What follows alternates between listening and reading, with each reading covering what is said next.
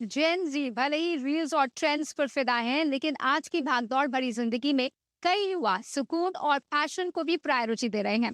शास्त्रीय संगीत, जिसे कभी ओल्ड स्कूल माना जाता था, अब फिर से यूथ के बीच अपनी जगह बना रहा है। आइए देखते हैं ये खास कहानी, जहां रियाज, डेडिकेशन और कल्चर एक साथ नई जनरेशन के साथ जुड़ रहे हैं।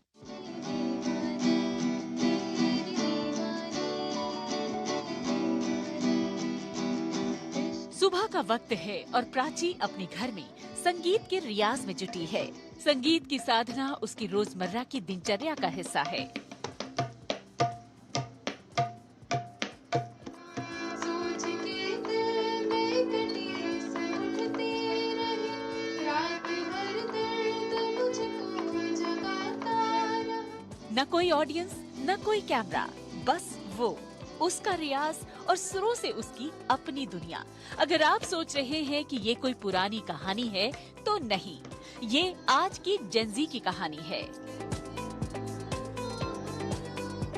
आज के दौर में जहां हर चीज फास्ट फॉरवर्ड में चल रही है, रील्स, ट्रेंडिंग सॉन्ग्स और इंस्टेंट फेम, वहीं कुछ युवा ऐसे भी हैं जो शॉर्टकट्स नहीं, स्किल पर काम कर रहे हैं। शास्त्रीय संगीत, जिसे कभी आउटडेटेड समझा जाता था, अब धीरे धीरे फिर से युवाओं के बीच जगह बना रहा है।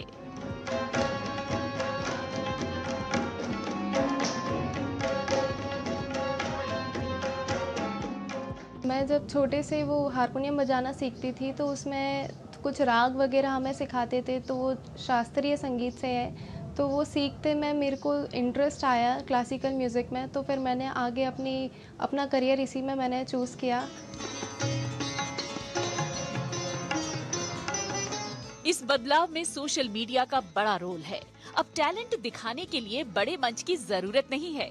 एक छोटा वीडियो भी हजारों लाखों लोगों तक पहुंच सकता है। हिंदुस्तानी और कर्नाटक संगीत, जो पहले लिमिटेड ऑडियंस तक था, अब नए प्लेटफॉर्म पर नए अंदाज में दिख रहा है। और यही एक्सपोजर युवाओं को इस ओर खींच रहा है।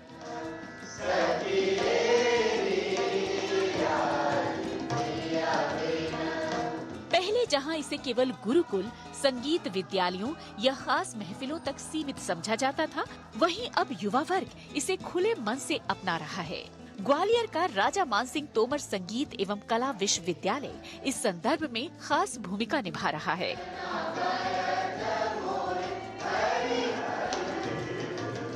ये बिना सीखे भी गाते हैं यही चीज लोग, लेकिन वो कैसे हैं? अरे बदरा करे मन मानी, अंगनवा में पानी भरे पिया। लेकिन शास्त्रीय संगीत जो बच्चे सीख लेंगे तो उसी को कैसे गाएंगे? अरे बदरा करे मन मानी, अंगनवा में पानी भरे पिया बदरा।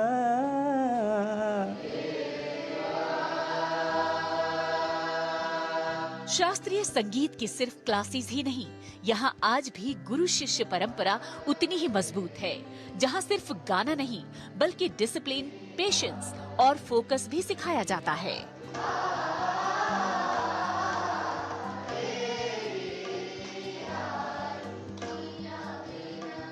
संगीत मेरा सीखने का तात्पर्य यही है, मुख्य उद्देश्य यही है कि हमसे भगवान प्रसन्न हो। यदि हमसे भगवान प्रसन्न होते हैं तो ये सारा जग हमसे प्रसन्न रहेगा।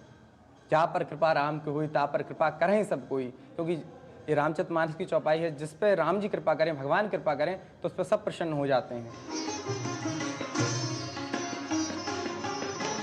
आज के दौर में जहां युवाओं की दुनिया रील और रिमिक्स के इर्द गिर्द घूमती नजर आ रही है, वहीं एक सुखद बदलाव भी देखने को मिल रहा है।